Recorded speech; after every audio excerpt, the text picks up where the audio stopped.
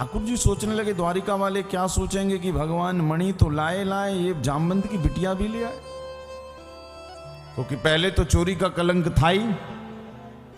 द्वारिका वाले कह ही रहे थे कि बताओ, द्वारिकाधीश कहलाने वाले, द्वारिका के राजा कहलाने वाले, और एक मणि के पीछे सत्राजित के भाई प्रसेन को मरवा डाला। भगवान को चोरी का कलंक लगा था। प्रसंग कहता है कि ये दुनिया आपको कब कहां क्या कह दे महाराज, कोई भरोसा नहीं। अरे दुनिया वालों ने राम कृष्ण को नहीं छोड़ा तो हमारी आपकी तो बात ही छोड़ दीजिए। आप कुछ भी करिए, आप भजन भी कर रहे हैं ना हरिद्वार गंगा तट पर, तो बोलने वाले तो बोल ही रहे हैं कि भैया देखो, इन्हें ऐसे कोविड में क्या पड़ी थी हरिद्वार जाकर गंगा तट पर कथा सुनने की, ऐसी मस्ती क्या छाई थी। किंतु ये तो सुनने वालों से पूछो, ये तो मस्तानों से पूछो, ये तो उन दीवानों से पूछो कि उन्हें क्या मस्ती क्या दीवानी मिलती है। कहने वाले कहते ही हैं।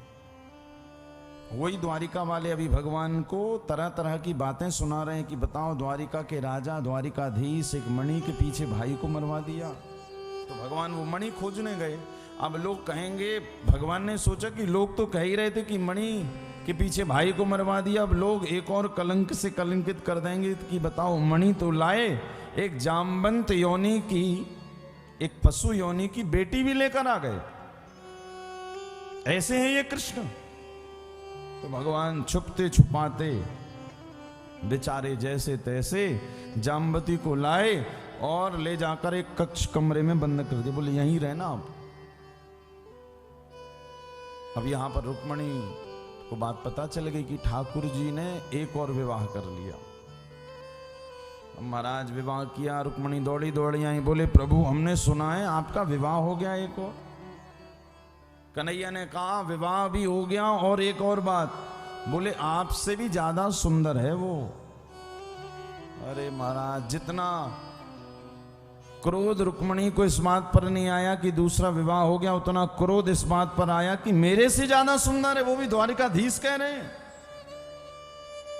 रामचरितमानस में लिखा, नारी न मोह नारी पे रूपा। बिल्कुल निश्चित समझिए, आपको यदि माताओं को क्रोध दिलाना है, उसके सामने किसी और की प्रशंसा कर दो बस, किसी की भी। महाराज फिर देखो, ज्यों प्रशंसा करोगे वैसे ही वो गिना, अरे मुझ में क्या कमी।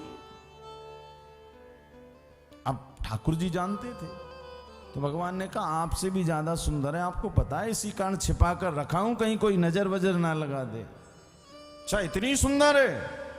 अरे महाराज, अब अच्छा भगवान की लीला चल रही थी, क्योंकि वो जामवती योनि की थी जो जिसके साथ विवाह करके आए थे। अब जामवंत भालू, तो भालू की बिटिया भालू। तो श्री ठाकुर जी ने जामवती को जामवती की योनि से स्त्री योनि में लाने के लिए ये लीला की। अब ज्यों रुक्मणी से कहा तो रुक्मणी मैया ने बिना देखे ही जामवती को श्राप दे दिया कक्ष के बाहर से ही कि हे मधुसूदन द्वारिकाधीश, मैं हाथ में जल लेकर श्राप देती हूं कि इस कमरे में, इस कक्ष में जो भी बंद है वो मेरे से कम सुंदर स्त्री बन जाए। तो जामवती की योनि से निकलकर जामवती जी स्त्री योनि में आ गई। ठाकुर जी ने कहा जय हो आपकी।